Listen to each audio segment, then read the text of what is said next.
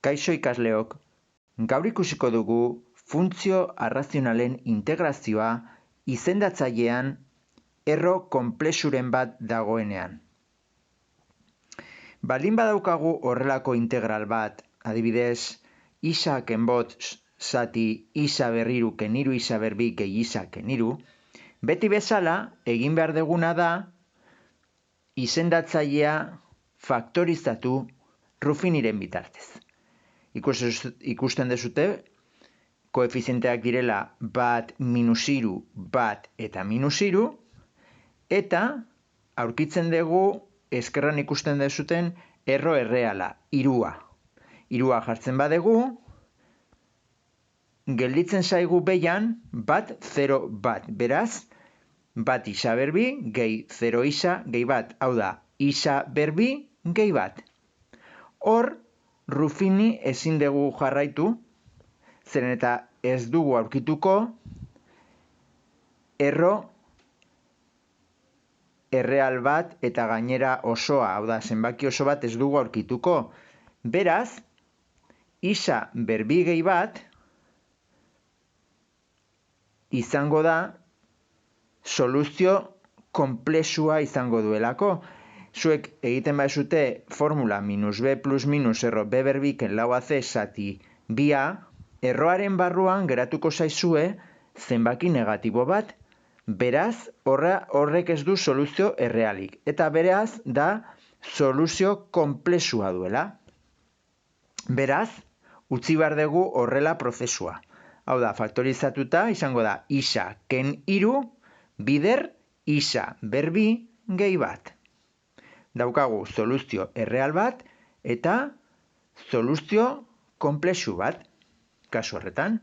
Beraz, bi integraletan banatuko dugu. Isa keniru alde batetik eta goian jarriko dugu a de isa, soluzio erreala delako bakarrik letra bat jarriko dugu. Baina baldin bada soluzio konplexua, isa berbi gehi bat, kasu honetan ikusten dugu, goian jarri behar ditugu bi letra, bai? Soluzio erreala dela denean letra bat. Eta soluzio konplexua denean jarriko ditugu bi parametro, b eta c kasu honetan. Izango da b isa gehi c. Beti konplexua daukazutenean, beti izango da zerbait isa gehi beste zerbait. Da b isa gehi c kasu honetan. Diferentzial isa. Beti bezala, egin behar duguna da, orain, goikoa jarri, isa kenbos berdin, eta orain, isa keniru bider isa berbi gehi bat, zati isa keniru da isa berbi gehi bat, beraz, bider a bider isa berbi gehi bat. Bigarrengoan egiten badezute isa keniru bider isa berbi gehi bat, zati isa berbi gehi bat, geratzen da isa keniru. Bider goikoa, ba isa keniru bider b isa gehi c. Beraz, orain, egin behar duguna da aurkitu balioa polinomioa anulatu egiten duena. Kasu honetan, isari ematen badiogu hiru balioa, hemen anulatu egiten da, hiru keniru 0, juten da b eta c, eta geratuko zaigu bakarrika parametroa. Beraz, hiru berbi gehi bat da 10 a, eta bestaldean, hiru kenbost da minus bi. Beraz, daukagu minus bi berdin 10 a. Beraz, a berdin minus bi zati 10. Eta simplifikatuz minus bat zati bost. Adibidez, orain emango diogu 0 balioa. Isari. Isari ematen badiogu 0 balioa, geratuko zaigu, ordezkatuz 0 ken bost, minus bost berdin, 0 berbi gehi bat bat, a,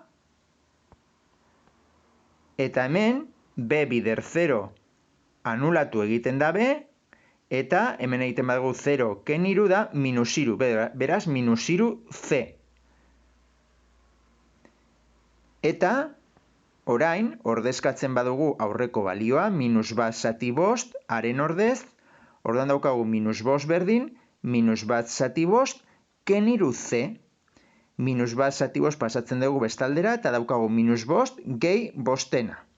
kate bost, bost zati bost, bider minus bost da minus hogeita bost, eta bost zati bost bat, bider bat, hau da minus hogeita bost gehi bat, minus hogeita bost, bosten izango genuzke minus iru ze. Beraz, pasatzen badugu minus iru bestaldera zatitzen, eta simplifikatzen, izango dugu emaitza ze dela zortzi bosten. Eta, ja daukagu A eta C parametroak, eta bakarrik falta zaigu B parametroa. Beraz, emango diogu balio txiki bat izari, adiez, isa berdin bat. Bat ken bost da, minus lau. Orain, bat berbida bat, gehi bat, bi A. Ematen jarraitzen badezu bat hemen, daukagu B gehi C.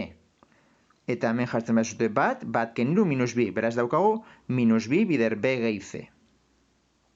Beraz, orain bakarrik egin behar deguna da ordezkatu balioak. Haren ordez geneukan minus bi zati hamar. Edo minus bat bosten. Minus bat bosten bider bi da minus bi bosten. Ken bi bider B, ken bi B, eta gero daukagu minus bi C. Minus bi C da minus bi bider sortzi minus amasei bosten.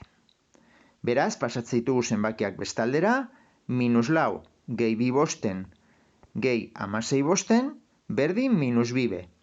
Egiten badegu eraiketa hau, emango dugu minus bi bosten. Bost bider minus lau da minus hogei gehi bi da minus emezortzi, gehi amasei minus bi. Minus bi bosten berdin minus bi B. Beraz, minus bi bestaldera zatitzen eta simplifikatzen B geratuko zaigu bat zati bost. Beraz, orain bakarri jarri behar ditugu parametroak integralean. A da, esan dugu, minus bat zati bost. Ateratzen dugu integraletik. Integrala D isa zati isaken iru. Gehi, B isa gehi C. B da bostena. Eta C esan dugu dela sortzi bosten. Gehi sortzi bosten zati isa berbi gehi bat diferentzial isa. Beraz, orain ja daukagu berehalako integralak. Lehenengo kasuan daukagu minus bat zati bost eta D isa zati isa keniruren integrala da logaritmo nepertarra isa keniru. Eta gero baldin badaukagu erro konplexua, beti banatu behar dugu goikoa bi integraletan. Eta izango da lehenengoa beti logaritmo nepertarra eta bigarrena arko tangentea. Beti soluzio konplexua daukagunean, lehenengoa izango da logaritmo nepertarra eta bigarrena arko tangente. Beraz, lehenengoa bat bosten isa, zati isa berbi gehi baten integrala da, bat bosten, kanpora, eta orain, erdia logaritmo nepertarra bekoa. Gehi, sortzi bosten, eta bat zati isa berbi gehi bat diferentzializaren integrala da arko tangente isa. Ikuste zute nola integral hau, soluzio konplexua duena, banatu dugu bi integraletan. Logaritmo nepertarra lehenengoa eta bigarrena arko tangentea. Beraz, azkenan, egin behar deguna da, biderketa hauek, hemen geratzen da berdina, minus bostena logaritmo nepertarra isaken iru, hemen bat bider bat da bat, eta bost bider bi behian amar, bat amarren logaritmo nepertarra isa berbi gehi bat, eta gehi sortzi bosten arko tangente isa gehi konstantea. Bale? Hau da, funtzio arrazionalen integrazioa zatitzailean soluzio konplexuren bat dagoenean, horri buruz jakin behar dezutena.